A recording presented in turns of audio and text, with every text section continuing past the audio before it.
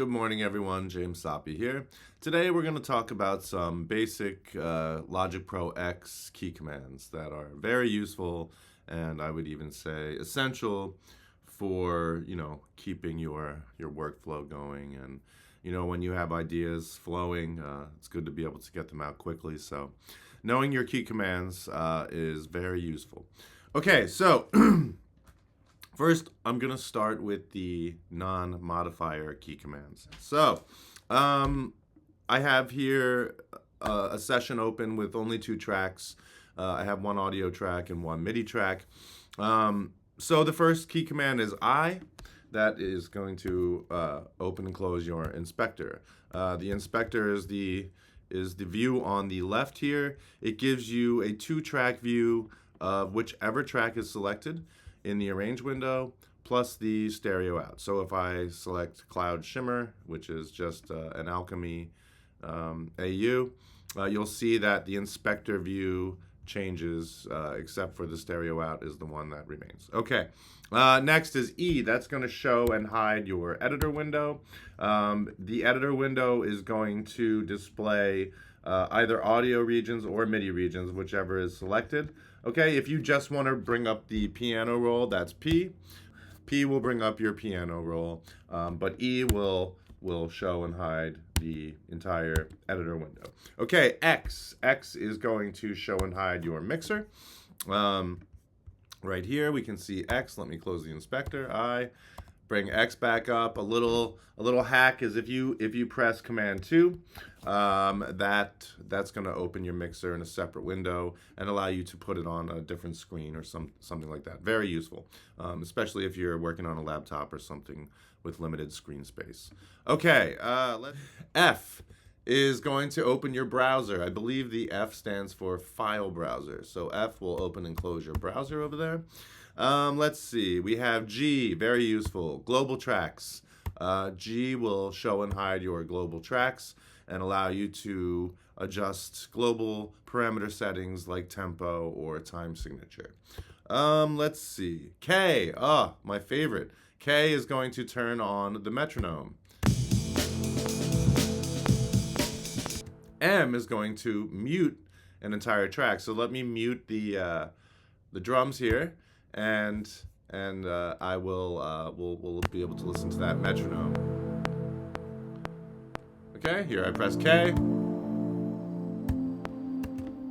You can further adjust the metronome settings if you hover the cursor over the metronome icon and just hold down. You can just click on metronome settings and you can adjust the timbre and the volume of the metronome. Right? And volume. Okay, very useful. Okay, R, that's very simple, record. I just have to arm my track and I can press R, that will record. Do that. Okay, that's another useful one. S is going to solo a track. So if I have this track selected here, it's going to solo that track. And this one, it will solo this one. So S, M, again, mutes the track. Okay, and that's a very useful one. Q is for quantize. For example, if I open my editor window, pressing E, let's say I have a couple notes that are not snapped to the grid. I can just select them and hit Q, and it will quantize them to whatever value I have selected over here in the left. So if I want to quantize them to the nearest quarter note, it will do that. Well, hold on. So now I have it set to quarter note. When I press Q, it will snap it to the nearest quarter note on the grid. Very useful. So that does it off the top of my head of the non-modifier key commands. So that brings us to the modifier key command. So what is a modifier key? Modifier keys are Command, Option, Shift, Control, that sort of thing. Now, in MUS 115, which is the Introduction to Music Technology course I teach at the Community College of Philadelphia, I always recommend that students actually draw out the icons for the modifier keys. Why? Muscle memory, right? When you actually, there's like a tactile relationship between writing and learning, right? So if you draw the symbols, it'll actually help you memorize them better. On one of my quizzes for the Intro to Music Tech class, it'll just be a blank space and draw the command icon, you know? So I highly recommend you do that. It takes 2 seconds. So live in the 1900s, grab a pen and a piece of paper and write it out freehand. Okay, so modifier keys. We were just talking about K, right? K shows and hides the metronome. First modifier key, Command K, that's going to show and hide your Logic Pro X keyboard. That's going to allow you to actually turn your computer keyboard into a piano if you don't have a MIDI controller to work with and you want to actually, I don't know, tactile, like physically play an instrument, you can do that. Okay, Command S, that's a basic one. Save, that's gonna allow you to save your project. I press Command S every time I change something in a session. I highly recommend you get used to doing that. Command B is for when your track is done. That's for bounce, right? Command B will bring up this screen and allow you to export the file, your song, however you please. Great, that's a good one. Then we have the basic Apple key commands. These are not just exclusive to Logic Pro X. They're just, I mean, for every computer as far as I know, every Mac computer anyway. Cut, copy, and paste. So copy is Command C, and wherever I put the playhead, that's where it will paste it to, and paste is Command V. Okay, make sure that you have the track that you want to paste to selected, because if you have this track selected, for example, and the playhead is on measure 10, when I press paste, it will paste it to a different track. So just make sure the proper track is selected, the one you want to paste to, and there's that. And then there's cut, which is Command X, and that will cut any region and save a copy of it to the clipboard. Great. Okay, Command Z, this might be the most useful one ever. Command Z is undo, okay? And then Shift Command Z is redo. So undo, redo, undo, redo. Fun. Okay. And that works for all parameters in the mixer. If you change the panning, I can undo it. If I move a volume fader, I can undo it. And it also works for AUs, for your plugins. If I want to turn down this volume knob, for example, I can undo it or redo it. Nope. There you go. It's a little lag in there, but to enable undo capabilities for the mixer and for plugins, you need to go to you can go to Edit and then Undo History, which is it's Option Command Z. Let's do that since this is a video about key commands. So Option Command Z will open this, and just make sure that mixer and plugin are selected.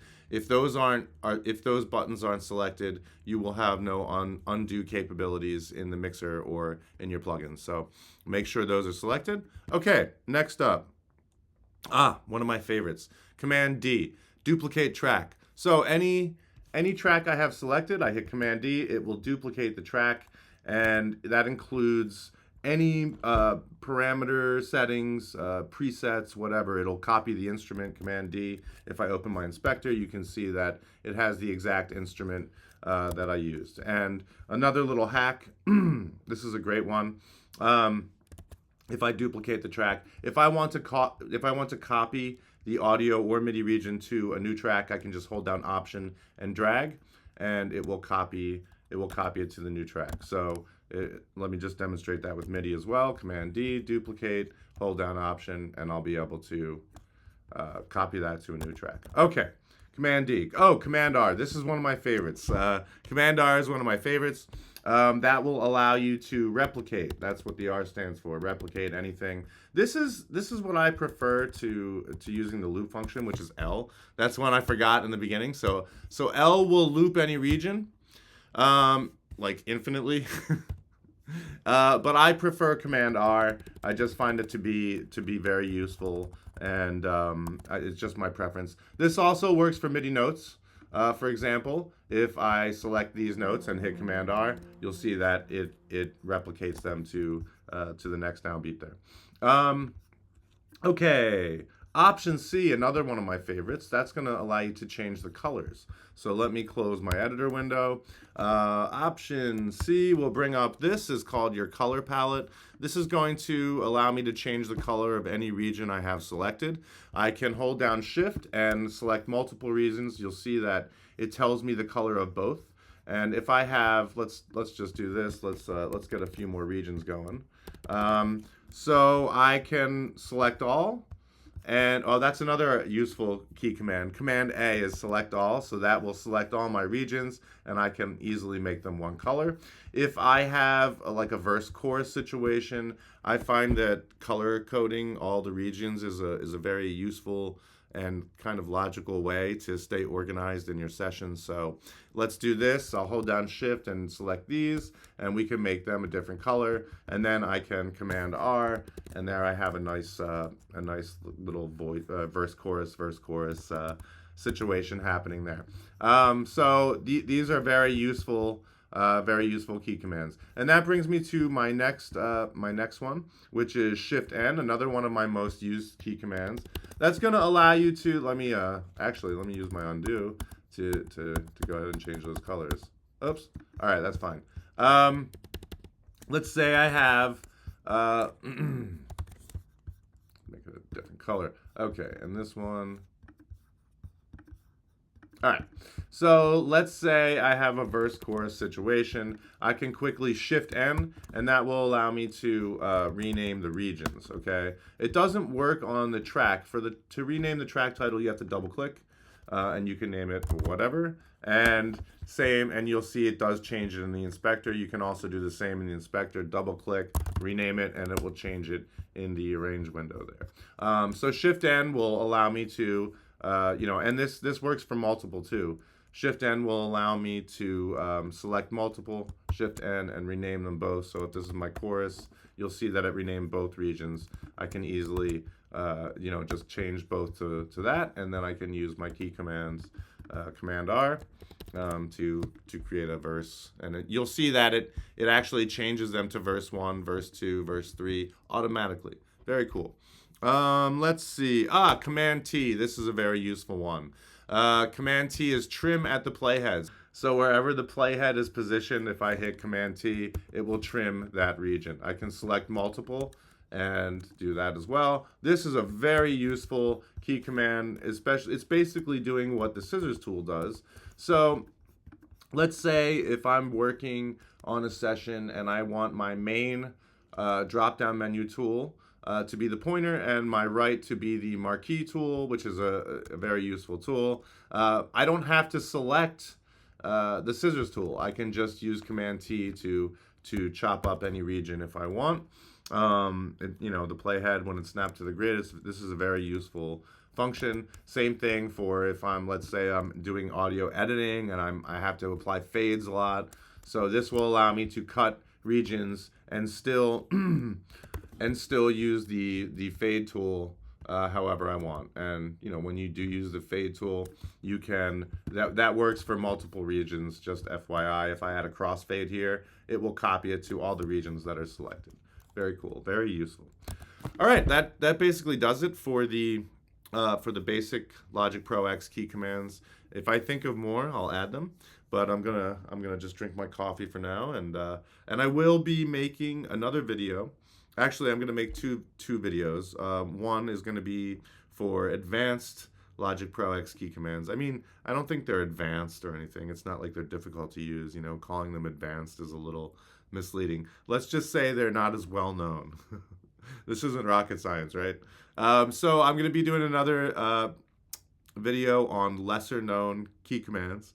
And then I'm going to do a separate video of some basic kind of essential functions that you need to do to set up for when you first begin using Logic Pro. So keep an eye out for that. And let me know if there are any others. Let me know in the comments, and I'll gladly, I can add them to the video. Thanks a lot.